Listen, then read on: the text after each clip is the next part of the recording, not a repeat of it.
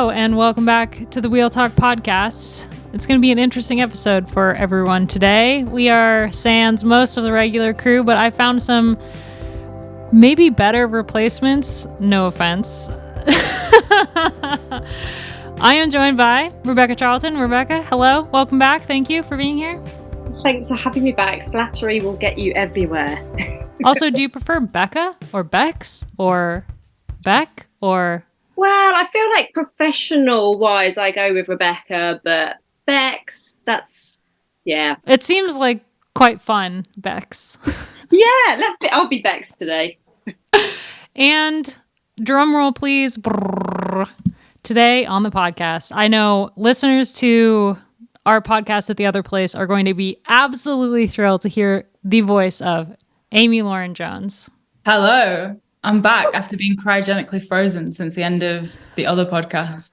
Wah, wah, wah. Thank you so much for being here. I am so excited to talk cycling with you. It's been a minute. I know. It feels weird. I have to dust off the microphone, quite literally.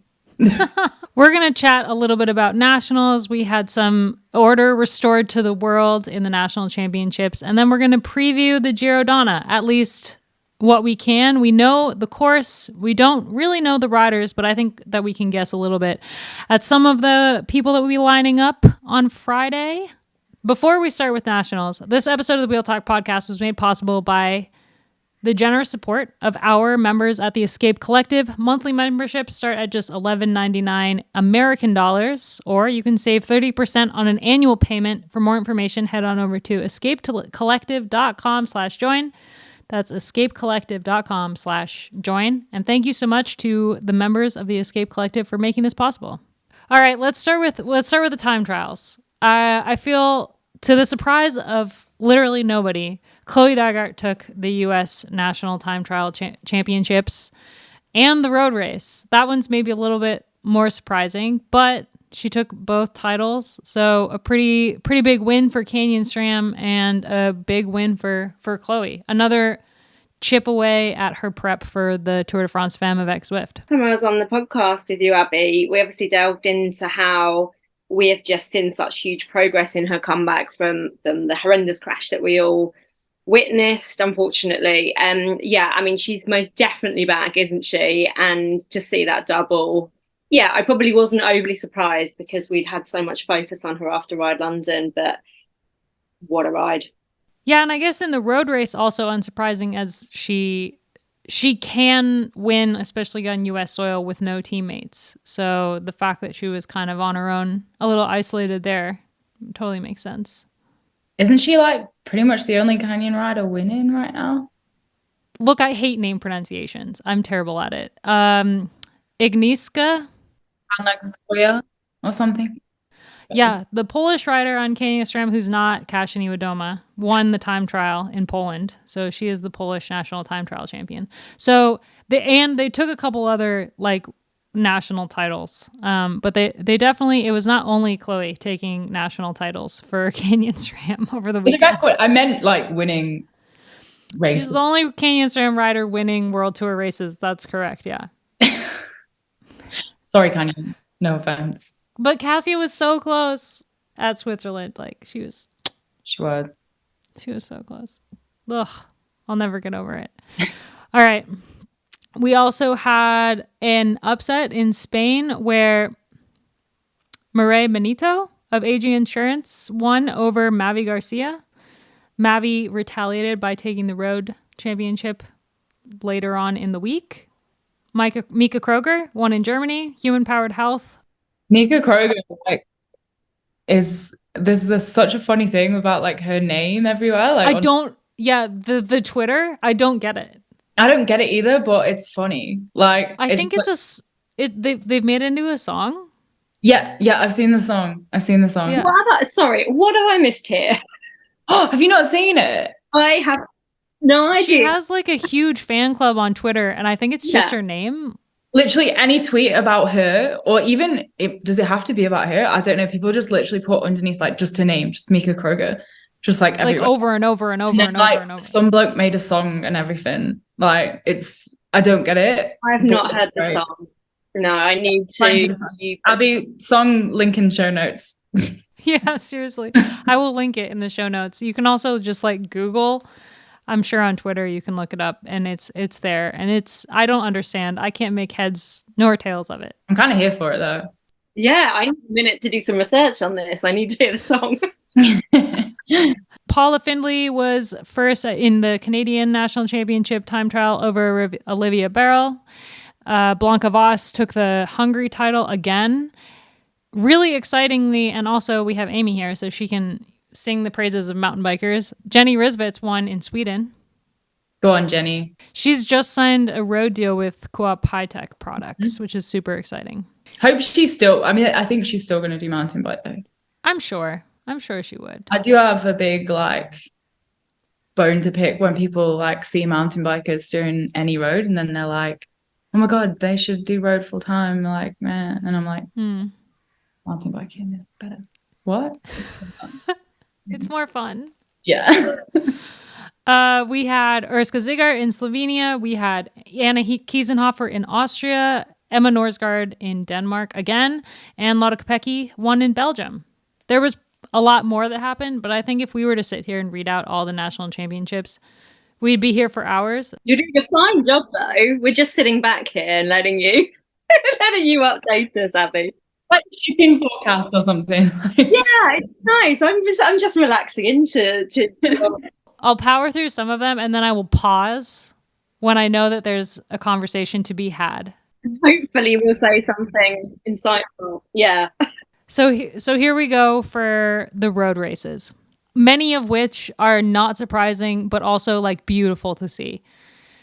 Iri Yonamini won in Japan again for Human Powered Health. Mavi Garcia, I just said, won the Spanish National Championship again. In the Netherlands, Demi Vollering took her first elite Dutch national road race. Second? No, first, I think. I think it's her first. Yeah. Which, like kind of seems right. I think that a lot of people would have been really happy with basically any Dutch rider winning this, except for Lorena Wiebes, because I don't like it when one rider has like a jersey that trumps the national jersey. So as the European champ, then the Dutch national jersey wouldn't be in the peloton anymore, which would be kind of a bummer. So really cool to see Demi Vollering take this title. And also, in case you needed to be able to spot her more easily. Well, she does look a lot like Marlon Roos on the bike. They blend together. Quite useful of her to have won that jersey. Thanks, Demi. Yes, it's really helpful for us. Thank you. Just interesting reading Annemiek van Vleuten's tweets after that saying should have been glued to Demi, wasn't, my mistake, but seemed just generally very happy in her appraisal where she's at, her form. But yeah, evidently not glued to Demi. Well, she'll have to figure out how to do that by the time July rolls around. Marianne Vos was back on the road racing since La Vuelta Femenina. She's not raced since then, and she finished third. So great to see the GOAT back in action. She was the first non-SD Works rider to cross the line. Which these days was second. Yeah, you might as well have just won. She should get like some kind of trophy for that. First non-SD Works trophy. They should start this. Have you ever seen Jasper Stuyven makes like chocolates into the shape of jerseys? Maybe Marianne Vos can just have like a box of chocolates that are the Dutch national champ jersey. I think, we need to fashion something and introduce this to the peloton, don't we, for this year? The first non-SD Works rider should always get some kind of prize. The French National Championships was actually super exciting to watch. And Victory Berthaud of Cofidis won out of a breakaway that included 2 FDJ Suez riders. Obviously, the French World Tour team, it means a lot to them to have the French National Champ jersey in the team. So it was a little bit of an upset for a Cofidis rider to walk away with that. But the course was really awesome and the finish looked quite challenging. So all in all, a good race. Liana Lippert kept her German national champ jersey. Once again, order restored. Elisa Longoborghini is our Italian national champion again. Did you watch the finish of that as well? It was so good. Like, her and Guy Riolini rode so well together, and it is very exciting going into the Giro that we'll talk about shortly because they're both racing the Giro. And I'm very excited to see that whole group against SD Works, I have hope. Maybe I'll be disappointed in like 10 days, but I have hope right now. I'm excited. No, I'm with you. I'm really excited. And again, talking about Longo Borghini and, the amount of illness that she's struggled with earlier in the season, but definitely back and just in time for the two biggies. Gary Link's just so impressive, like how she just kind of slotted in this season and she's killing the game already. Like, I tuned in to the Nationals just as she was bridging over with Cavalli to the move with Elisa and Persico. And I was like, oh, like now they've caught, like maybe they'll go for Gaia or like, I don't know. And she just got straight on the front and just started like pulling, like, and I was just like, what a gal. Like, she's so good. But the sprint too between Persico and Elise, that was messy. It was really messy. And Persico like leaning on Elisa at the finish. The photos, you could have thought like maybe they're just buds racing against each other, and like Persico was just like leaning on her for like a little bit of support. But it was definitely like a little bit of a messy finale there. Elisa the sprinter continues to impress. I think I would have been happy with Persico winning the national title, like given how much she's progressed and how exciting of a rider she is for the future. But it's still like Elisa Balsamo took the national title last year from Longo Borghini, and Elisa Longo Borghini was all of a sudden in the regular Trek kit. It like threw you off. Like watching the Giro was like, I don't understand what's happening. I would get her and Balsamo confused. They look nothing alike on the bike, but I'd just see the Italian national jersey and I'd be like, oh yeah, it's Elisa Longo Borghini. No, it's not. So yeah. Again, great for me. Thanks, Elisa, for identification. Well, all you have to say is Elisa and you're good. So yeah. Something,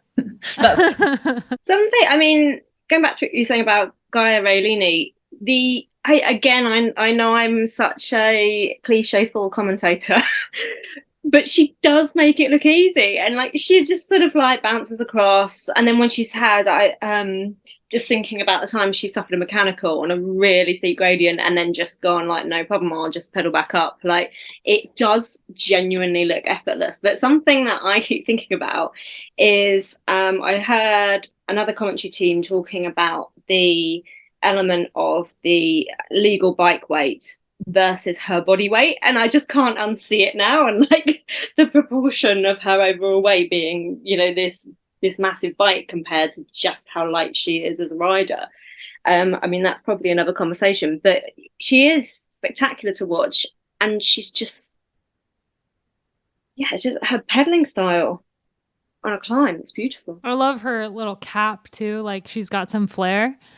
But yeah, I talked with Ashley Moon-Passio on a podcast formerly at a different place about how much the weight impacts her. And she's like twice the size of Gaia Railini, but still tiny. So it's like, yeah, she's like, the bike must weigh so much compared to her as a person. And I feel that if the same thing was in men's cycling, the rule would change. But obviously it's based on men's cycling, and it doesn't favor riders like Gaia Railini or Ashley or like Veronica Ewers. She's also like quite a petite rider. Yeah, it's probably about time to introduce like a different weight limit for women. Like, it kind of makes sense. Like, it's kind of a no-brainer, actually. I don't really know why it hasn't been done already. Yeah. This is actually a perfect opportunity to... We had a question from one of our listeners a couple weeks ago about whether or not the growth of women's cycling is going to impact the industry's production of bikes that fit riders the size of Gaia Railini or smaller than the average bike user. And I asked Dave Rome, one of our resident tech experts at Escape Collective, and he sent me an 8-minute long audio. So here, for the first time ever, is 8 minutes worth of tech talk in the Wheel Talk podcast. You're welcome. Hey, Elizabeth. It's a good question, and I think it's one of those questions that for every person you ask, you'll probably get a very different opinion of. For me, I mean, this is actually something I've been watching relatively closely for the last 10 years or so, and worked with a few journalists over the years to put together, I guess, roundups and features on this topic of how it's progressed. And sort of we've seen in the last decade some pretty big progression, where we went from an industry that sort of saw the female market as something that they could basically apply the cliche design tactic of shrink it and pink it.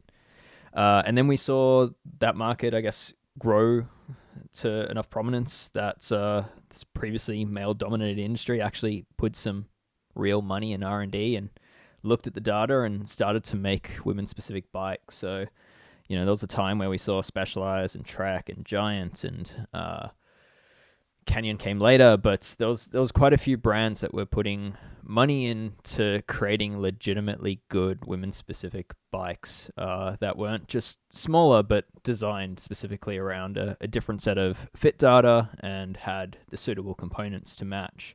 At the same time, we even saw someone like Shimano create shorter reach brake levers, and that looked like it was going to become the next big thing. And then, I guess for Specialized and Trek, they had enough sales, but they effectively reassessed what their data was saying, and they looked at more recent data, especially based on their internal data, which they get through their own bike fitting systems. And they decided that they didn't actually need women-specific geometry, they just needed proportional geometry. So better size range that went to smaller frame sizes with more appropriate stem lengths, more appropriate handlebar widths, with better handlebar drops, for example, of course, better saddles, shorter cranks, and all that. And that's basically what they did. So they just updated their general ranges of road bikes and products, and slowly, wound down their women-specific ranges. The skeptical view is that they did it because it's cheaper to produce one bike than two different bikes. But for me, I think realistically, the data is potentially a little wishy-washy when you really look at it as to whether women need truly different geometry. They just typically just need a different fit.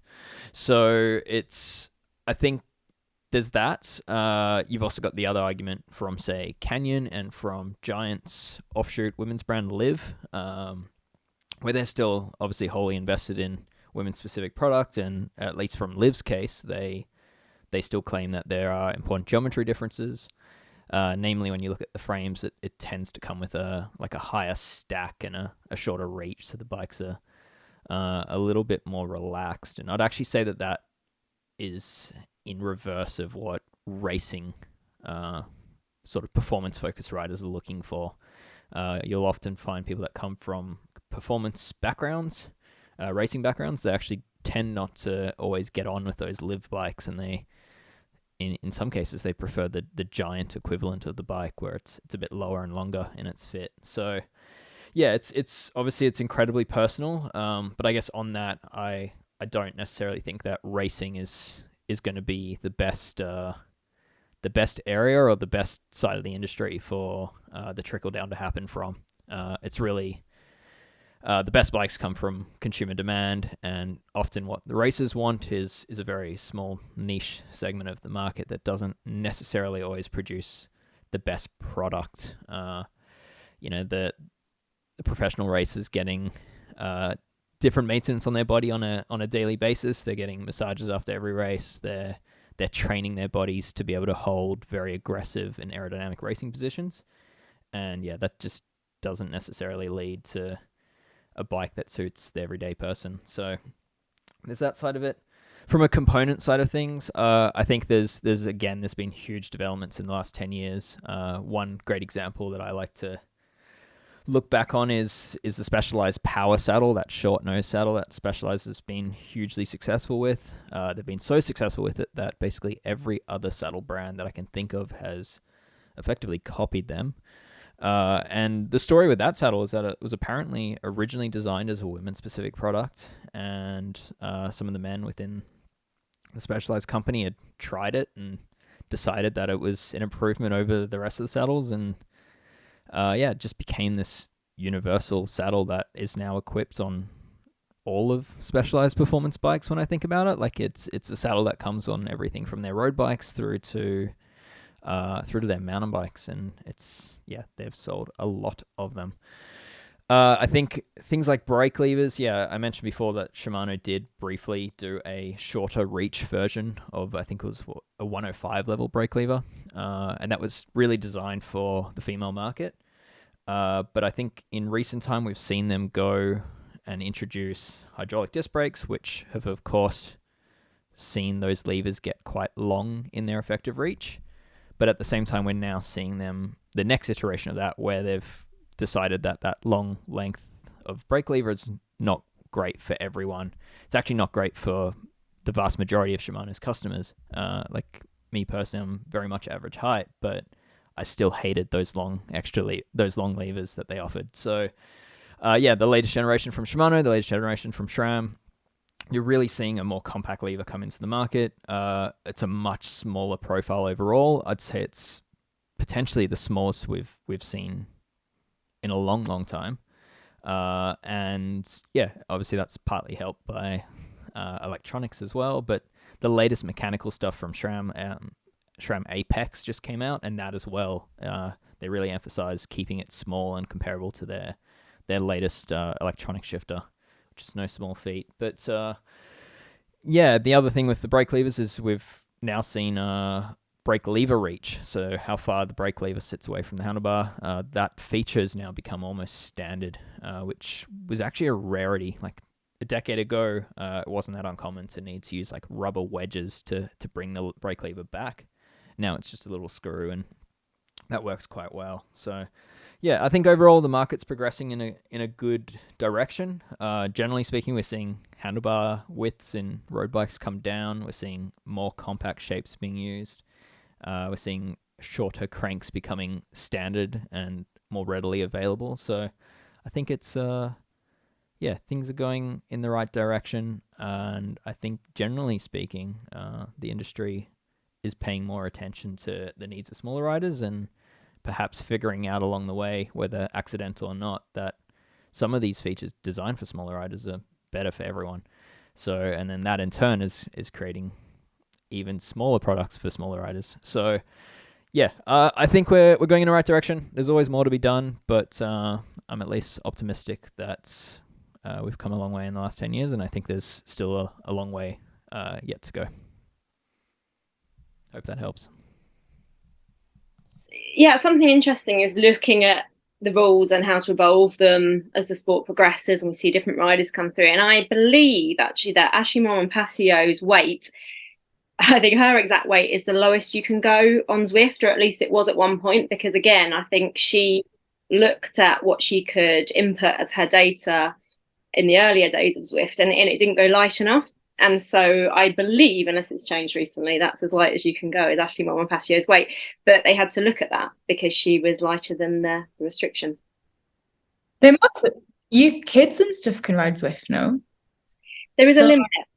I need to read up on where it's at, because again, I think they've looked at that, and obviously Ashleigh's been a rider that's been instrumental in looking at the gaming element and insight like that.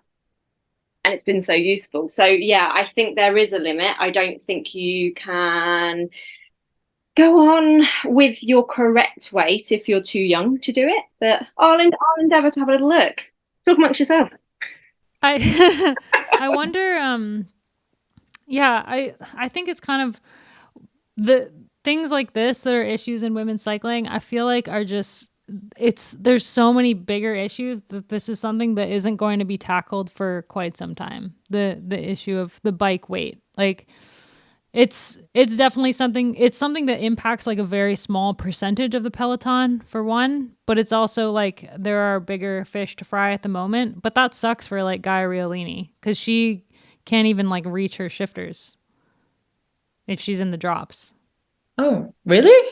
Her hands are too small. And they not adjust that? Me knowing all these things about tech. Even to the adjusted to as close as they can possibly be, she can't reach her shifters she can't reach her brakes from the drops. Imagine descending like an alpine pass and you can't reach your brakes. Maybe that's why she's such a sender. She just like woo with her elbows out. Brakes, not like, me. Side note on that, That'd be- I don't know if anyone else has experienced this problem.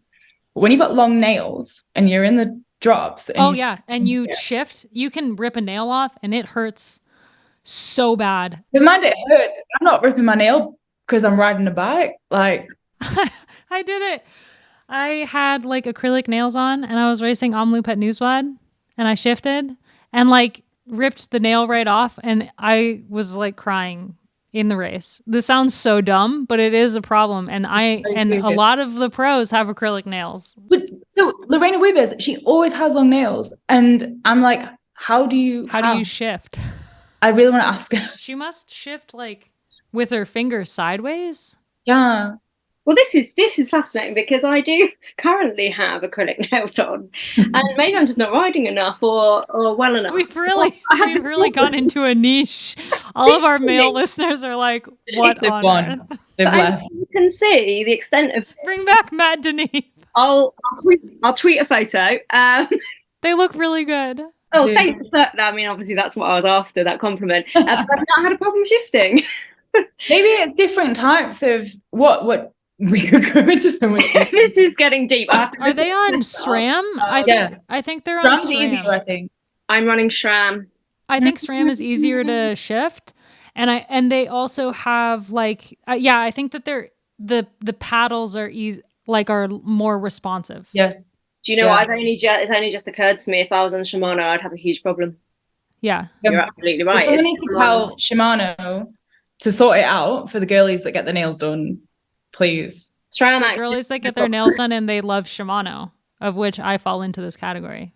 I have until very recently been Shimano all the way, lifelong, and I've switched to SRAM at the moment. Obviously because of acrylics. Because of the acrylic nails. That's actually a big equation. If I get a new bike, I'm going to be like, no, it needs to be SRAM because my nails. Okay, I'm going to redirect us back. Yeah, we have done to the national championships because we've really gone off on a tailspin. Oh, well, I finally got a brief bit of information from the Google. 45 kilograms used to be the lowest minimum weight, but now it's lower. And I know that junior and young riders are encouraged to use Zwift. So my information earlier might have been dated. Nice, cool. Well, I mean, if it's still right, even if it was dated. Abby. Ashley Moman-Passio out there just changing the game all the time. She weighed more than 45 kilos, surely. I think 45 kilos. Don't make me go back on Google. Okay, speaking of changing the game, Lotte Kopecky won in Belgium. Another piece of the universe slides into place. Lotte Kopecky back in the Belgian national champ jersey. Love to see it. Also, SC Works does such a good job with the national jersey, so really excited about that. Less excited about Pfeiffer Georgi's GB jersey on DSM, but I thought it was alright because she had it last time. Yeah, I think that there's only some jerseys that they've really botched, but maybe they did okay with the Great Britain jersey. You can't really go wrong with it. Just white and then put the stripes on. Like it's a pretty nice jersey. You would think that, but wait until we see some of the UAE. I was gonna say she's not on UAE. You know what I mean? Let's wait for Lizzie Holden's TT one, and then we'll see something. Yeah. The Latvian national champ who's on the UAE Devo team, Anastasia Carbonari, she had a national champ kit last year that was like the Austrian flag. It's like, no, it's not the right red. But anyway, Pfeiffer Georgi won the Great Britain national championship, and it's her second time taking that title, but it was an awesome race. So good. Was so good. I mean, I'm not going to lie, I had a much closer eye on the home race for me, and watched exactly how that all played out. Whereas obviously I've tried to keep a bit of a broader view on what's been going on around the world with everything across the TT and road race. But what a spectacular win for her. And Pfeiffer and I share the same manager, Emma Wade, for anyone that knows her in the industry. Absolutely fantastic. And we were having a little chat about this. And obviously when she won it, when Pfeiffer won the national stripes last time in 2021, she was actually only able to wear the jersey for a shortened season, because we were still obviously post-COVID and everything had moved, hadn't it? So it was at a much later date in the calendar. So I think it makes it even more special for her to have that on her shoulders. But she always looks, despite the form she's in, despite how she's riding, I don't know about you, but I think she always looks surprised by herself. And she was obviously delighted, but she doesn't take it for granted. And I think when she put in that huge power move, she's almost looking in disbelief that it's paid off. And I think she said something in the press about how she planned for it, she believed it, she knew she could execute it, but still kind of shocked herself with the way she went and held that. Well, it was such a dominant move from basically the bottom of that last climb, right? She just like kind of just let rip and like no one could follow, which I think, having looked at the course and the riders that were in that front group, like, I just saying, guys, I pretty much called it from the start. I was like, Pfeiffer's gonna win, like, because she was the punchiest one in that group. Like, she's just a class act, isn't she, really? Like, I think she's just like the full package, and it's really good to see like young riders coming through the British scene that are such talented and like kind of well-rounded riders, I guess. She is so well-rounded, and I think the way she executed that after doing so much work, again, for me, was what was most impressive, perhaps. Just calmly riding so well that she marks everything, and she doesn't just mark it, she'll do the work where it's necessary.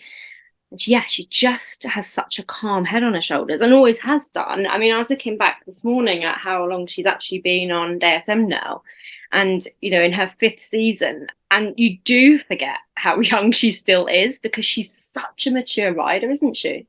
Watching her over the last couple of years has been so exciting. And what's even better is that her role on DSM, especially now that she's kind of one of the top riders on the team, on a really young team, is she's progressed from being kind of the new rider on DSM in a very short amount of time to becoming like the leader on the road, and also like a dominant leader on the road. When you look at the teammates she has, obviously she has Charlotte Kool for a lot of the sprints, but she is such a capable rider that I think that they will be turning to her more and more in the years to come for any kind of race. And she's not on the roster for the Giro, which I would assume means that she's on the roster for the Tour, which is super exciting. It's really, really exciting. Actually, just quickly going back to the kit, I was in Barcelona a couple of weeks ago to launch the DSM Firmenich new team name, and they will have a slightly different kit unveiling at the Giro. So I am looking forward to seeing her national jersey in that new guise. But the stripes are still there, so it's not changed a huge amount. But yeah, it's interesting to see what they're doing behind the scenes. I'm going to talk about this later, because I know we're going to delve into a little bit of tech talk, and it's interesting looking at that culmination of the two sponsors coming together now. But yeah, Pfeiffer is she's happy in amazement, actually, since I've been following her career. She's an incredible artist. If you've ever gone on Instagram and seen her artwork, it's absolutely phenomenal. Like, she could undoubtedly just go and do that if she wanted. And then I was reading how she was really talented at ballet. She's done all these other sports, trampolining, and she was still, as you'll know, when she came into the Pro Peloton with DSM, she was still finishing up at school, and she was just unwavering in races despite having all her exams. And I just can't believe how she's just nailing absolutely everything, really. Man, her and Megan Jastrab, what a pair. She graduated this year from college with, like, I don't know, she had a 3.9 GPA or something, and then she went to the Olympics in that time, and podiuming at World Tour races, wild. The two of them, wild. What are we doing? Extreme this level of, I mean, I am multitasking quite a lot these days, but I'm not sure to the level of success in any of the elements that Pfeiffer Georgi is in every element of her life. But it was really brilliant to see somebody else in the British National Road Race that really, really stood out for me was Eleanor Barker. And it was an interesting one because you look at the way she rode, and it was quite frankly incredible, her form on the road at the moment. And I found myself thinking, well, will she be disappointed to not get on the podium? Of course, she'd already got bronze on the podium in the TT, which was fantastic. But to watch her in the road race and then think, oh, fourth, she's just missed the podium. But actually, in the past, yeah, we know her pedigree, but she is so finely tuned for that massive success she's had on the track. But to come onto the road and then us be going, oh, fourth, not third, you know, or not second, or not taking the win, just shows where she's at actually this season with Una X on the road. And obviously, I've been, well, for anyone that was listening last time, I've had an amazing relationship with Eleanor Barker recently because we went through pregnancy, as did you, Abby, at the same time. And so I'm really wary as a post-race interviewer, reporter or commentator that I'm not always bringing that narrative back to, well, you're a mum, and yeah, you want to talk about the race, you want to talk about how someone's executed something tactically, but equally, I really do actually think it's important to note where she's come from, having had her baby just over a year ago, and then to come back into form not only on the track, but the track and the road. And we know now that with the World Championships in Glasgow coming up, because it's the first time every discipline will be rolled into one event, like one massive, massive event now for the Worlds, she's actually putting her hat in the ring for the road and the track. So I am just so excited to see what we get from Eleanor next. Yeah, she's such an exciting rider, and I think like she's been getting better and better on the road every year, even without having had a baby a little over a year ago, which still just like blows my mind that people can do that. I feel like, yeah, it can become overplayed, but it's also like you can't overstate how impressive it is that someone can do that. Not even like if you think about the time involved in becoming a professional athlete, it's not a full-time job. It's a 24/7 thing. And then you add on the time that it takes to be a mother or a parent. And it's just like wild to me that someone can do both. I like cannot stop singing the praises of the mothers in the peloton because they are doing way more than everyone else. And there's more and more of them now. Oh, it's so exciting. Chantal Vandenberg Black just had her baby as well. Did you know that scientifically it takes 7 years for your body to, like, quote, bounce back after having a baby? 7 years. For your body to be normal again, to be pre-pregnancy again. What if you have two? What happens then? Is it 14? Then you tack on 7 years on top of the whatever you have left. Damn. 7 more years. So bounce back culture can swivel too. I mean, bounce back in terms of like your muscles becoming pre-pregnancy again. Your brain, because your brain literally changes when you have a baby. For your brain to like return to its former state, it takes 7 years for your whole body. I think it's going to take 7 years for me to talk as articulately on a podcast as I might have done pre-pregnancy. Yeah, because in 7 years, you'll maybe be sleeping through the night. Yes. And sleeping in. I just can't talk. I can't talk about it anymore. Every time I say I've had a night's sleep, it all just falls apart. Unravels? Yeah. It unravels. That's because they can tell. Keep quiet. They're like, you mentioned that I slept, didn't you? And then they're like, I'm not going to do it tonight. Anyway, I think we should change the subject before we jinx ourselves. We've already back to the national titles. We're going. I love this. This is great. Wait, okay. Before we move on from the British nationals, I think we can't talk about it without mentioning Claire Steels. Yeah, I mean, I guess also in terms of the British nationals, I also want to mention Anna Shackley because she had a really great race coming back from injury and she won the U23 title, which I guess like in some countries, in most places, they merge the elite and the U23. And then sometimes you'll have like happened, we talked about it last week with Christine Majerus was second in the TT, but she won the elite title. So she'll still be in the jersey because the girl who beat her, whose name is escaping me, but she's on AG insurance. She entered in the U23 category. So even though she won the whole thing, she only is the U23 national champ. So Anna Shackley, good thing she didn't win the whole thing because whoever was second would have won. But she did win the U23 title. And I'm such a big fan of her, so I was happy to see her back racing and back like at the pointy end of a race. But yeah, please tell us about Claire Seals, Amy.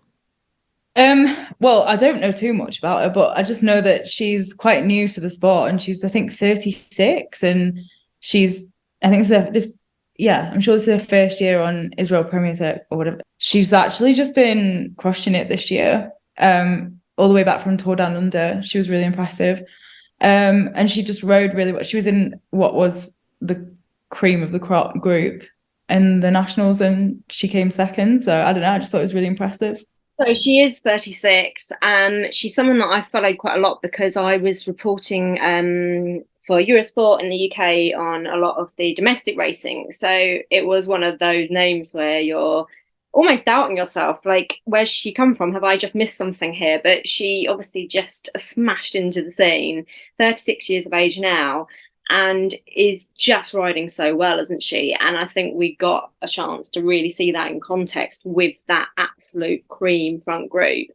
And she did an absolutely storming ride. I believe she works as a personal trainer, so is obviously in very fine form. But I think the way that she's come in as an older rider, we know she's fit. We know she can put out power, but actually the way she read and rode the race, I guess, is taking that to the next level. So it's mightily impressive to see that. I know that I'm dwelling on my home race here. I'm just going to apologise for that now. But a couple of other rides really struck me in that as well. And that was Alex Morris from Canyon SRAM. I was speaking to Dean Downing, who's been coaching her for the last year or so, a little bit longer than that. And he was just saying, again, she's kind of almost really come from nowhere in terms of her progression over 12 months. And she didn't have an ideal race, but she kept riding herself back up to that front group, and I think ended up in 7th in the end. But I think if you look at the fact that she only took up cycling during lockdown in 2020, then did her first race, won that, moved up a category, won that, just bounced up through the British category system, and then rode like she did yesterday. She's a really exciting one to watch as well. So yeah, I think between her and Claire Seals, there were some really interesting rides in there. Also, Flora Perkins, who could be seen vomiting off of her bike, but continuing to chase back on just constantly. She was like, wouldn't take no for an answer. It was super impressive. I missed that one. Bloody hell. Yeah, that happened. All right, continuing on. Although I do want to mention really quick that if you missed the men's British National Championship, that was like the best race of the weekend. Man, was it good. Between the weather, the riders involved, the finish, everything, the interviews. I mean, like, highly recommend checking that out. It was so long. It was really long. Yeah. I would maybe steer people in the direction of watching like the final hour to 90 minutes. Because no one's got time for that. Hard course. I will continue to butcher names as I say that Rebecca Corner won the Danish National Championship for Uno X. Urska Pinter for Slovenia. She used to be on UAE. She's on BTC now. Suzanne Anderson won the Norwegian National Championships, also Uno X, which is a great result for her. I'm excited to see her jersey. Marlon Reusser won in Switzerland. So, Notch. Yeah, totally saw that coming. Solo, obviously. Christine Majerus won the Luxembourg National Championship on the road again. How many is that now?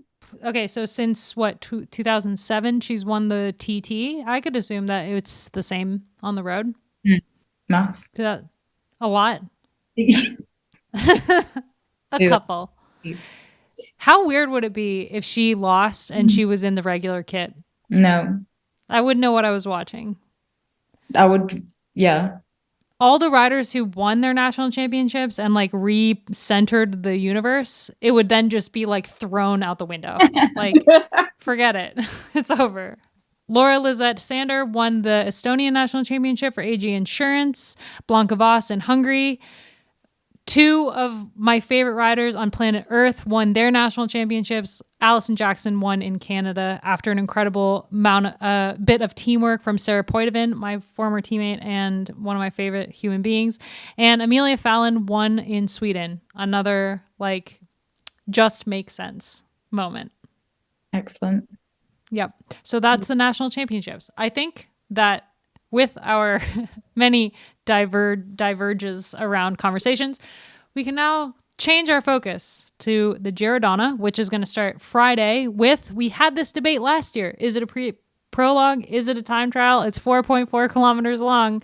Last year was 4.7. And we were like, I think it's a prologue. It was won in like just under 6 minutes by Kristen Faulkner last year.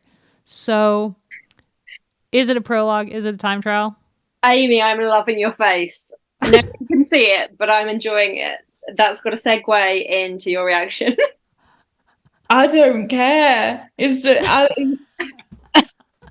it's too confusing. Like, it doesn't matter. I don't know why they couldn't have tacked on 10 extra kilometers. Someone just decide, and then let's just, I don't know. Shouldn't they?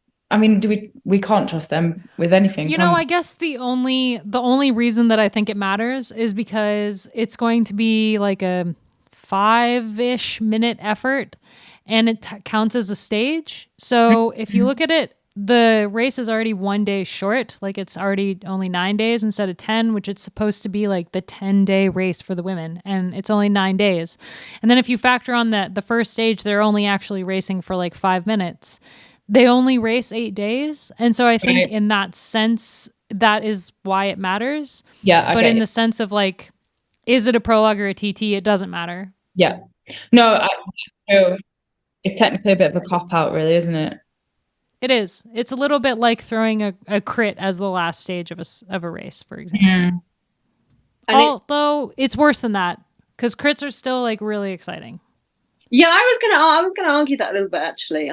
You should argue that. That was a stupid take. I don't know that a crit is that to the same extent of warming up. I guess I was thinking like Tour California.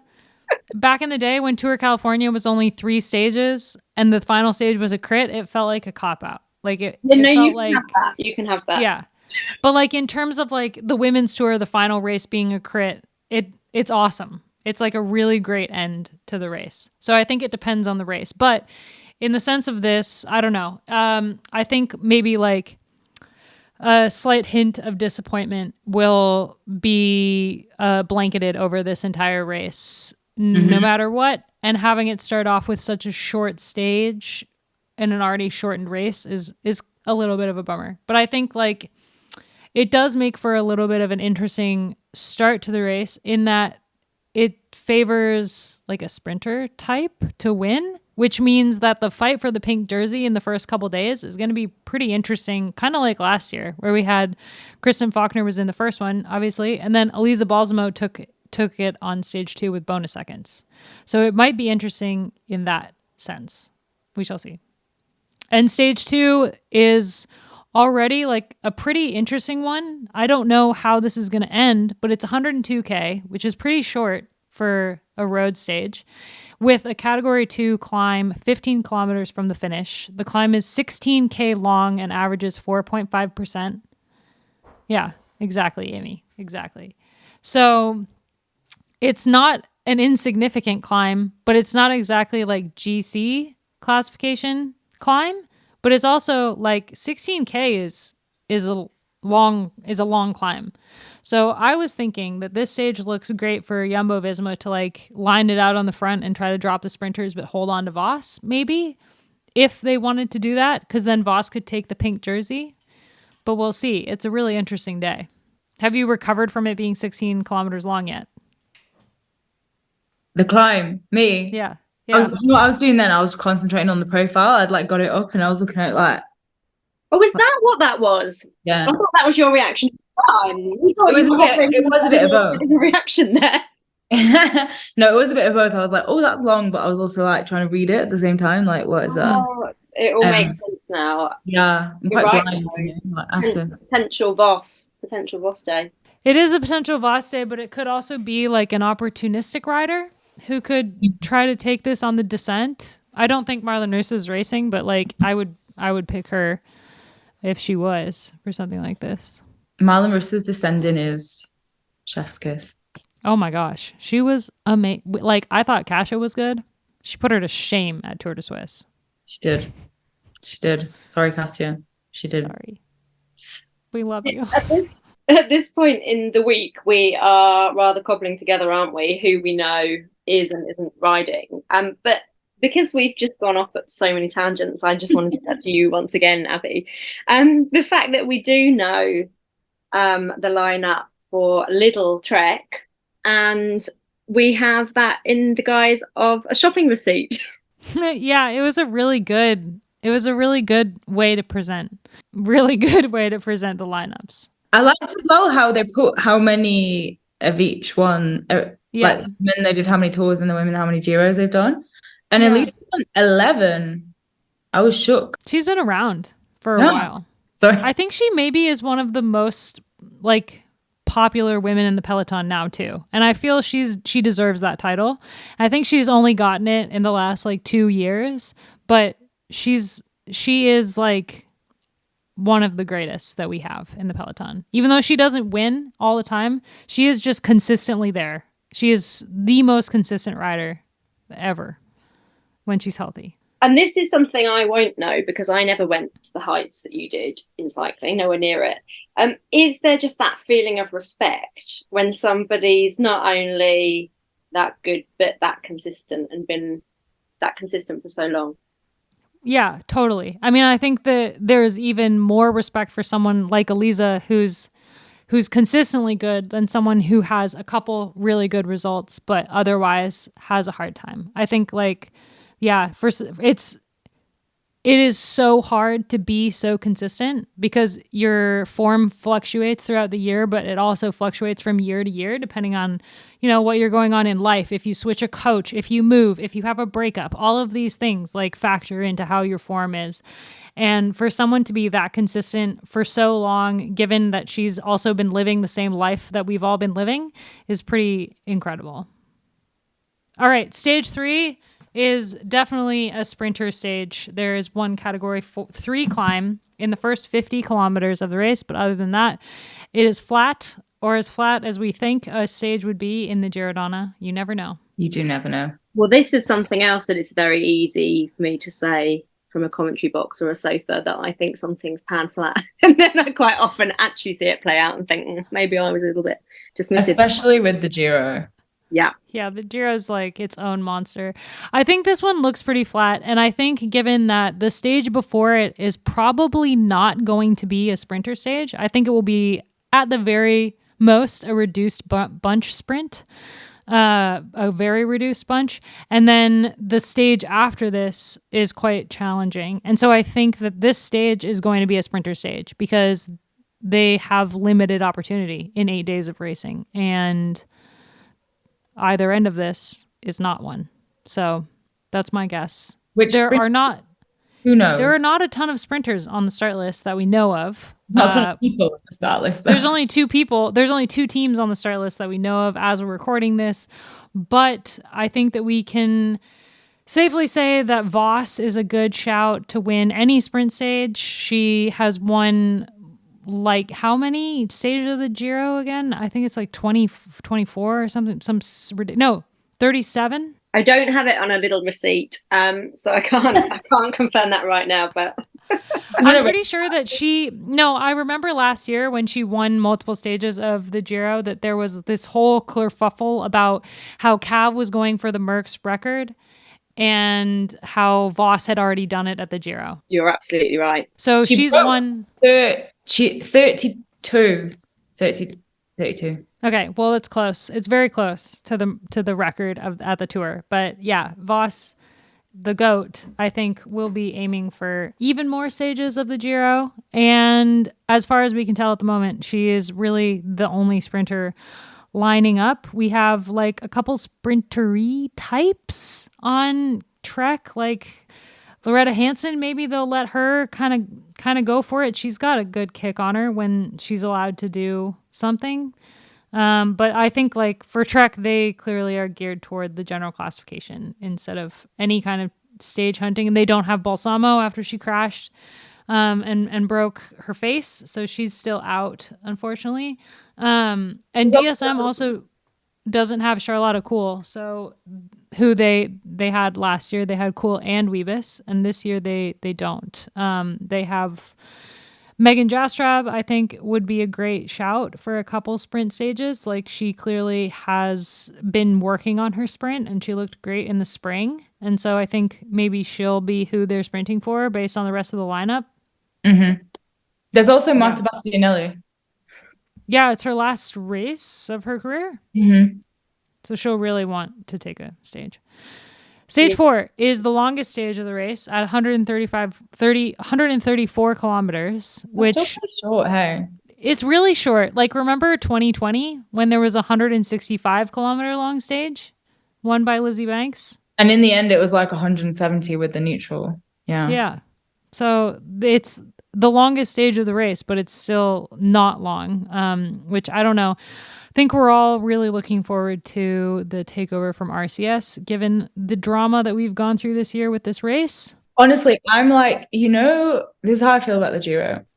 When like you're with someone and you feel like you're going to break up with them and you start to like detach emotionally. That's how I feel about the Giro. Do you know how I feel about the Giro? New Year's Day or New Year's Eve. Because New Year's Eve always has so much hype and you're always so excited for New Year's Eve and you get dressed up and you put on heels and you do your makeup and then you go out for New Year's Eve and it sucks. Every single time it sucks. It is never a fun time, New Year's Eve. And that's how I feel about the Giro. Is every time I get excited because it's the Giro and it's this huge thing in women's cycling. It's like the 34th edition of the Giro. It's a big deal. It's the longest race we have on the calendar in terms of stages. And every single time I'm like really excited. And then the live coverage craps out on the Queen stage or like things get rerouted. The freaking whole, when Lizzie Banks won that stage of the Giro, they sent them the wrong way. It's like that these things always happen with this race. And so I feel like I always like want to hype it and then I'm always disappointed. Good on you for being optimistic every time though. I just went full cynical. Just like, yeah, but it's painful for me. So you're getting your heart broken. All right. Longest stage. And also we have 3 categorized climbs, all 3 of which are in the second half. And they're all category 3s, but they're back to back to back. So I think that this will be an exciting stage for maybe a breakaway. We'll see. Stage 5, 3 categorized climbs, 2 3s and a 1. And the Cat 1 is pretty early on in the stage. So this is the stage that I have marked for Annemiek van Vleuten to do what Annemiek van Vleuten does. Remember stage 4 last year when I swore that was going to be a breakaway day? And Amy said it's a general classification day and I didn't listen to her. And then she was right because that was the day that Annemiek and Mavi Garcia and Marta Cavalli rode away and the general classification was done. That's what I'm seeing happening here because you've got the category 1 stage, the category 1 climb right in the beginning of the stage. They basically start climbing. And then there are 2 category 3s later on in the stage that lead to the finish, which is slightly uphill. And this just looks like a repeat of stage 4 from last year. You're happy that was mentioned, aren't you, Amy? Very. Yes. I like being right. This is the whole reason I wanted Amy on this episode, just so I could tell her she was right. Oh, we can make this a weekly thing if you want. What do you guys think? What do you think of this stage? I think it looks really exciting. Mm-hmm. I think it looks like the first GC stage. Yeah, for sure. Especially because those two climbs at the back end, I think will be harder than they look on paper. Probably. The only thing though is that climb does come quite early. Yeah, but it's only 103 kilometer long stage. Yeah. So it looks early, but it's still like once they're done with it, once they get to the bottom, they've only got 50, 60K left in the stage. Annemiek can do 60K solo. So we know, well, we think, we're pretty sure that we know we're going to have Annemiek. We're not going to have Vollering. No Demi Vollering. Serving herself for the Tour de France fan. But yeah, she can, can't she? We know what Annemiek can do. But as you know, I'm just obsessed with seeing how they're going to fare against each other in the Tour. So yeah, a little bit disappointed not to see both of them go for something on that stage.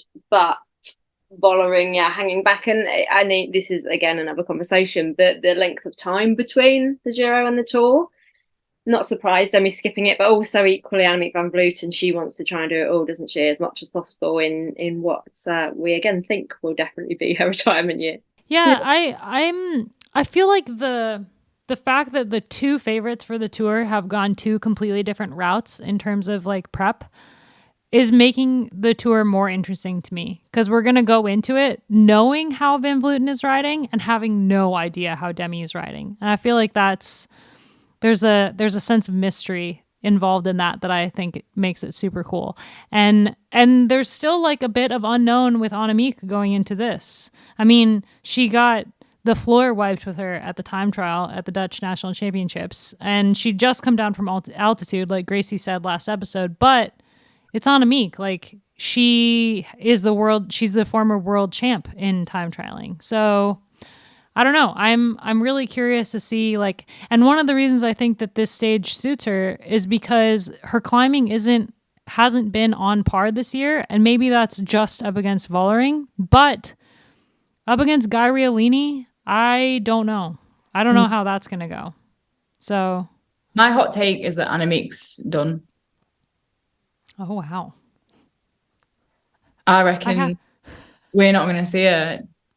I missed your hot take so much. No, I just think she's off the boil. Like, I don't know. I just think she can't get back to the level that she's had. And I reckon the elastic snapped a bit, maybe. And her head's probably also rolled off with SD Works completely destroying her. I don't know. That's my hot take. I think that she's might age like milk, but I think she's not the type to, remember when I wrote that article at the other place that was like, the age of Annemiek is over, and then she went and won the Giro the next day? It was great. I loved that moment for me. I was just waiting to chip in with my, I'm going to disagree with you, Amy. Just because we've seen this so many times where we've got, like, she's really, really sick. There's absolutely no way she's going to come bounce back on the next stage tomorrow, or she's like broken a wrist, and then she'll just basically come back and absolutely smash it anyway. So I'm so used to that throughout her career. I hear you, but I'm still not ruling it out that she's suddenly going to come into the Tour and do something very exciting. But I just can't wait to see her and how she's going to fare against Demi Vollering, because I just like those images in my head from Demi last year, basically doing what Annemiek says she didn't do in the Road Champs, but gluing herself onto Annemiek's wheel and knowing that there was absolutely nothing else she could do, because Annemiek was just going to go when she went, and all she could do was try and cling on. But then she knew that, and I think knowing that and having the ability to do something about it are two different things. But we know what Demi's done over the winter from the snapshots we've seen and how she's come into this year with the form she's got. But we know she conditions so much off the bike. She knows exactly what she needs to do. And that's why I just really, really want to see that head to head again and just see if it will be flipped, if it will go the other way. And there's a good chance that it will. But I don't think we can discount Annemiek yet.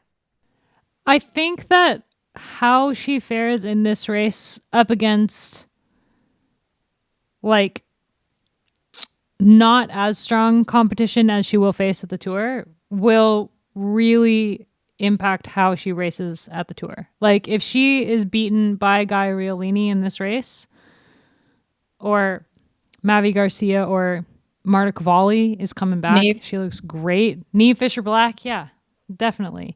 Won a stage of Swiss, like, she's on fire. Anyway, if she's beat by one of these riders, it will be really interesting to see how that impacts her going into the Tour and how that impacts her break in between the two. I think that's, yeah. But it's Annemiek. She's just like next level. Like, it seems like nothing phases her. But that's such an interesting point, though, Abby, about the psychology, because she has come back against the odds so many times and gone, do you know what? I know that even with illness and injury, I am the strongest person in this peloton. And mentally, she's known that. So that is probably the most interesting element, isn't it? How is that going to affect her without being able to say, yeah, but I know I can do what I do on a climb and nothing else will matter by that point. I will just ride away. And we haven't seen her, as you say, Amy, being able to do that so far this season. So I wonder how much of a head game it's going to be for her, especially, again, depending on the Giro. But yeah, Gaia Realini. You know, I bet Annemiek agrees with me that she wishes there was a longer time trial, because if there was a longer time trial, she would have a way better chance against someone like Realini. But given that there isn't, although let's get into the next stages, because there's not really that much climbing either. So stage 6, another short one, 104, and it's the first uphill finish, but it's like a kicker. So it's like, it's a Cat 3, quite short and punchy, and there's 2 Cat 3s before it. So it's potentially like a Voss day, or it could be like a small group of punchy riders that includes GC favorites, but also includes just good climbers. I think that one will be interesting. Stage 7 is the real like general classification day, and it's the most climbing we have, really, which is not saying much because this race is so bland compared to former Giros. So it's 109 kilometers with 2 Cat 3s and 2 Cat 2s. It goes 3, 2, 2, 3, but the 2 and 3 at the end are really just one long climb. They kind of, the 2 climbs, and then it's like a plateau, and then the 3 kicks. So this is the real general classification day. And I think like the climbs are not that long and they're not that steep. And so I think that this is a day that is going to suit the GC riders, but I think that it doesn't suit Annemiek. I think that the climb is not hard enough for her. I think that the climb is perfect for like Gaia Realini or Marta Cavalli, and is not a great climb for Annemiek because it's just not long enough.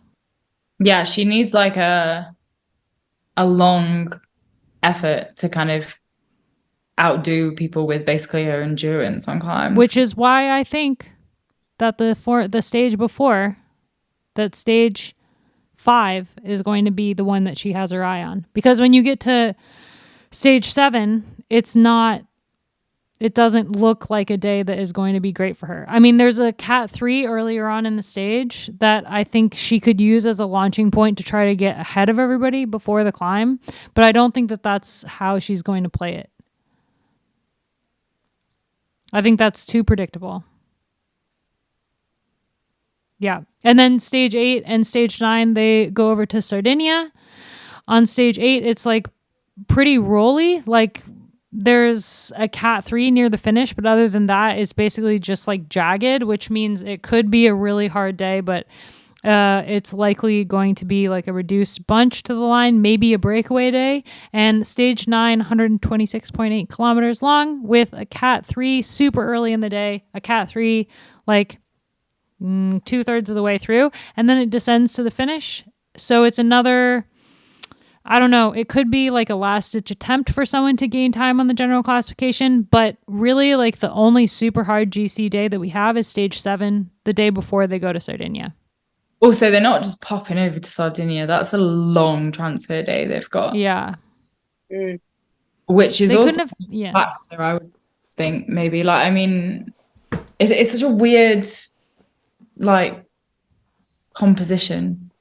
It does, like the race just feels so half-hearted, and I feel like, I don't know if we talked about this in a former episode or not, but there was a bunch of hullabaloo about whether or not it was even going to happen. And like last week, we went through this whole thing where I genuinely thought that the race was not going to happen because there was all this drama about whether or not they would have TV coverage. And then they were going to the Italian Cycling Federation to ask for 750,000 euros so that they could pay for the TV coverage. Because without the TV coverage, it's so confusing. It's like Italian politics in cycling. Without the TV coverage, then the race might be demoted from the World Tour, which I don't think actually would have happened, but that's a whole different discussion. And RCS is set to take over the race next year, which originally I was like, I don't know how I feel about that. There's 2 races that RCS puts on for the women, and that's the UAE Tour and Strada. And Strada never has great, like very long live coverage. It's sometimes been a pretty disappointing. And so I think like, I was like, I don't know, jury's out on this one. But now the way that this race has come about this year with one kind of a less than exciting lineup of stages, the fact that the prize purse is just abysmal. It's gone down for the winner, it used to be 50,000 euros. Now it's 2,000. So a massive drop in prize money, and that they needed to find this extra money for the live coverage. It's just like really a shame for the women's peloton that this is kind of what's happening in 2023 when we have so many races that care deeply about the women and putting on a good show, like putting on a good event for them. And then there's this one that has always been a bit like, we're going to put on a race and you're going to come do it. And this year has been worse than ever. And I think it's about that excitement in the lead up to it. You know, for the riders, obviously knowing what's happening is absolutely crucial. But for us as fans and journalists and people that want to bring that information to an audience, we haven't been able to do that. And even a couple of days ago, I was thinking, well, there's absolutely no way this is going to go ahead because we don't know. Yeah, we haven't seen proper profiles. We don't know what the stage is looking like. We don't know who's racing. And so I think that that's a big shame when all we're trying to do is get more eyes on the sport. We couldn't say to people, well, you're definitely going to be able to watch this next week, could we? I feel like you still can't really say it. Like GCN has the times laid out on the races to come at 2 hours blocked out each day, but it's the same time every day, which is definitely not going to be what the actual time is for the stages. So they've just kind of put a placeholder in there. And I don't know. I feel like I don't think I'm going to be able to, I'm not positive about if we can watch this until I'm literally watching it on the screen. I won't believe it. The thing is as well with all of this stuff and like, you know, talking about how bad it is and just like, obviously it needs to be called out. But I mean, I've written about this a few times in my newsletter, but like, I do think it's kind of... Women's Cycling Weekly, you should check it out. Thanks. I do think this is kind of like the dying days of a time in the sport where like half-assed organisers got away with it. And now we're seeing this transition to like big organisers. Yes, okay, RCS maybe don't have the most amazing track record with like live coverage, this sort of thing, but at the end of the day, they are a professional race organizer, and you know they run the men's Giro, like Strade Bianche. Like I was at UAE Tour, and it was really well run. Obviously, because I was there, I don't know exactly what it seemed like. They had decent live coverage from what it did have decent live coverage. So I do actually have like quite high hopes for RCS's takeover of the race, and it's almost as if now it's like just let the old Giro organisers, like it's the end of an era of the race where we're always just like rolling our eyes at the Giro, and like not that we're wasting our breath with like saying how like annoying and terrible it is that there's no coverage, there might not be any coverage and the prize money and this and that, because it is still like crap. But I just think it is like this kind of, we're in this transition period with races and with the sport in general, I think, where like there's the newer, more professional version, and the older kind of like shambolic versions being phased out a bit. I don't know. Yeah, no, you're totally right. Like I feel like we just need to get through this edition, and I have high hopes for the future, which might come to bite me in the butt. But with the tour kind of setting the bar for what races should do. I feel like RCS doesn't really have any choice but to step it up. And you know what? If they can't, then we have Thuringen potentially joining the World Tour. So there are other races that can slot into this block right now that the Giro takes up. And I don't know. It's just like, the Giro is always like kind of disappointing as fans of the sport because it's the only like grand tour that we had as women before we had the tour and before the Vuelta added stages. But it's still just like always a letdown. And it sucks for the riders more than anyone else because it's this race that they target throughout the year. It's like one of the biggest races on their calendar. Like if you look at Veronica Ewers, who is doing audio diaries for us next week, this is her biggest race of the year, the race that she's targeted. And if it had not happened, then she's not raced in months in preparation for this race. And her team is falling apart. So like, what would that mean for her career? And you look at stuff like that and it's just like such a shame that the riders are being treated this way. And it's a whole other thing, like what this means for fans of the sport who are trying to get into women's cycling. And we're in this sweet spot right now where if we can maintain where we are in terms of fan base, there are great things happening for women's cycling. But when shit like this happens and they don't know if they can tune into a race or not, like people will lose interest. So we need to be able to hold on to that. And it's not helping that we don't know a week ahead of the race whether there will be live coverage or not. Just like the number one thing that we need to keep pushing the sport forward.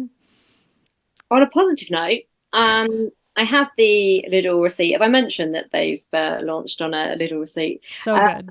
And if, hopefully, everything will be good, the race will happen, it will go ahead and we'll watch it live. But this roster, Logo Bergini, Raylini, also Elena Baxter, Lizzie Diagnan, Loretta Hansen, Lisa Klein and Sharon Van Anrooy. That's a bit handy, isn't it? That is they were just like, we're going all in for the Giro this year, is what they said. I mean, they've got Lizzie on there, who's like the best team captain in the business.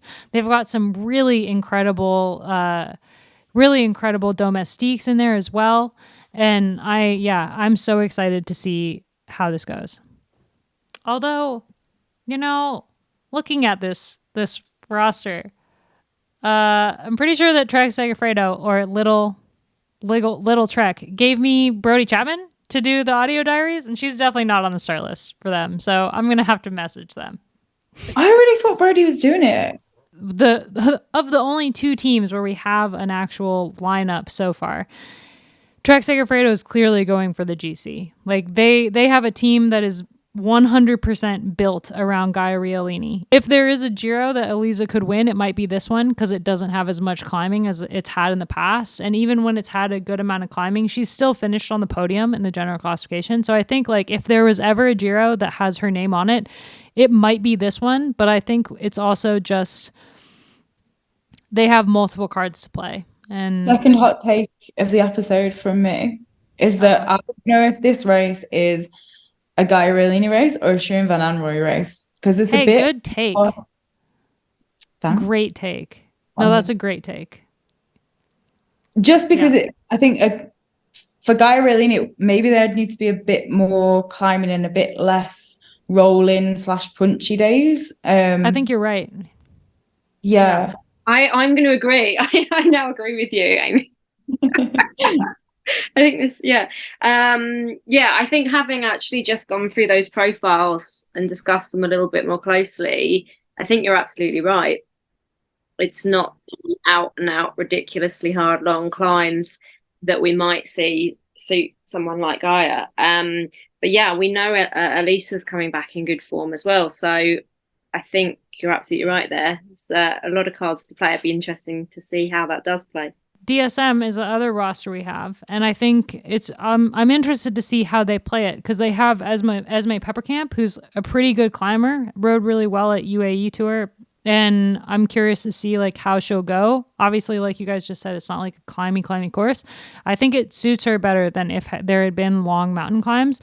But they also have Juliette Lebeau, who is just a phenomenal rider. And she won the Queen stage, or she won the only mountaintop finish of the 2022 Giro, and won Basque. She won one of the World Tour stage races last year in Spain.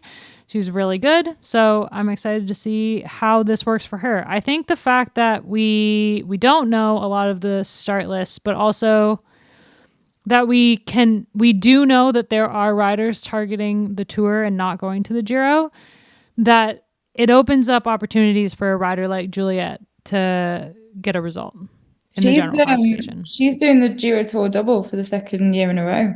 Legend. Impressive.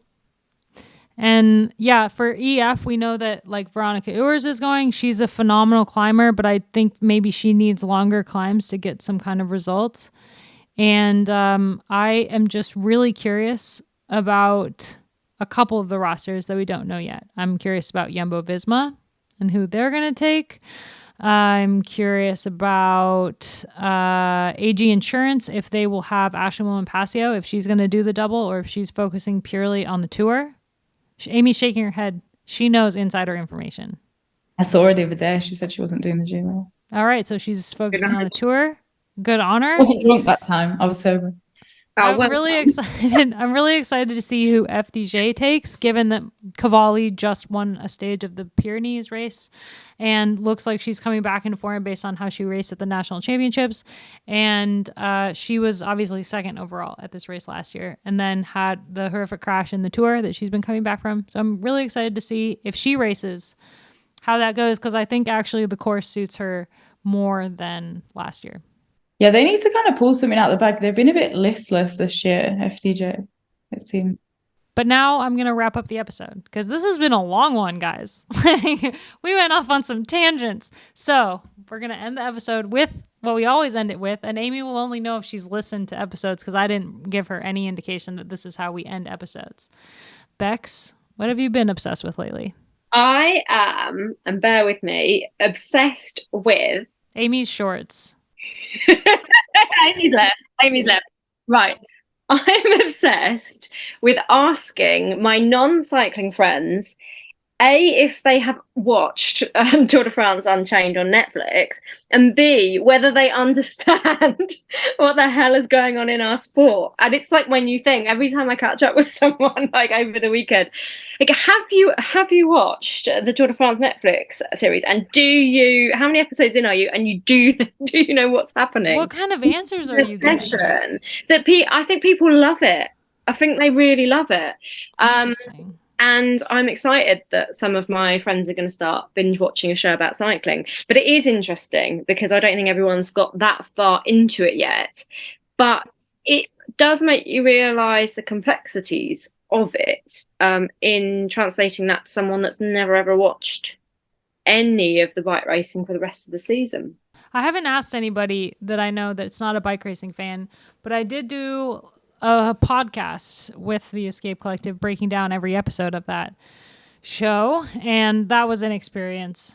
I haven't finished it, so I can't go and listen yet. I haven't even watched. Yeah, but Amy, you famously don't watch men's cycling. I'm getting better at that, actually. I hope so, because your partner does race. Yeah, but mountain biking is way cooler. Amy, what have you been obsessed with lately? Mountain bike? No, I'm kidding. Although maybe a bit. Puck, specifically. She's amazing. Do you see the picture of her with the pizza?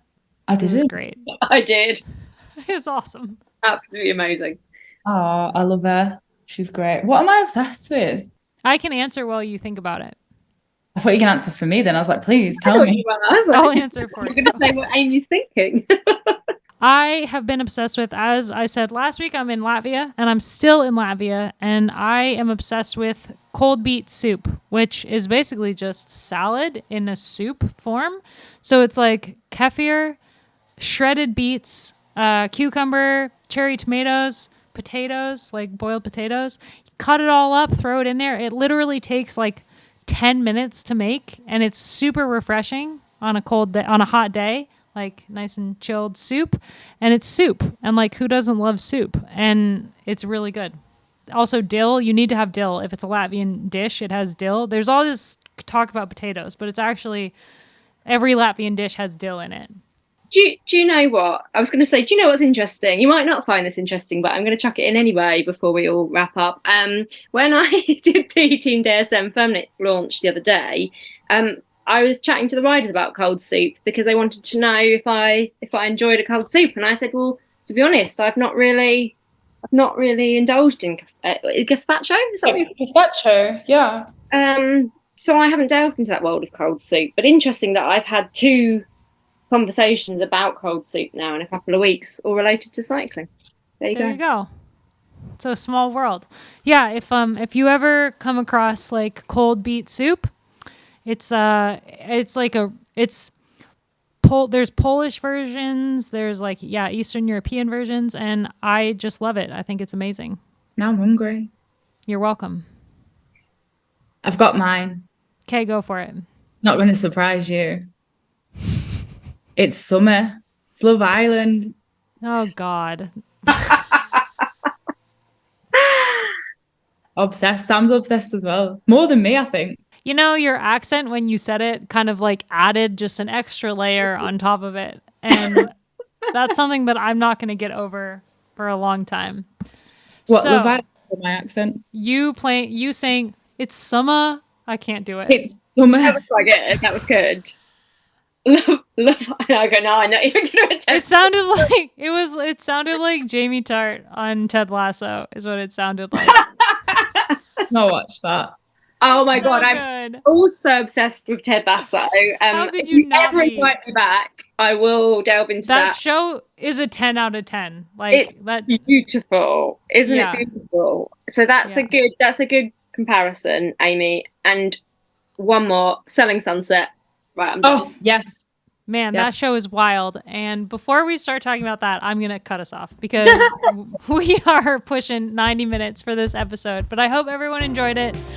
There's Giro preview for you. There's talk of acrylic nails, all the good stuff. Thank you so much for listening. Thanks you too for joining me on this journey. And we will be back, well, not next week because we'll be back on Friday to talk about the Giro Donne. Me and the one and only Hannah Barnes will be talking about the prologue /TT. So tune in. And yeah, thank you.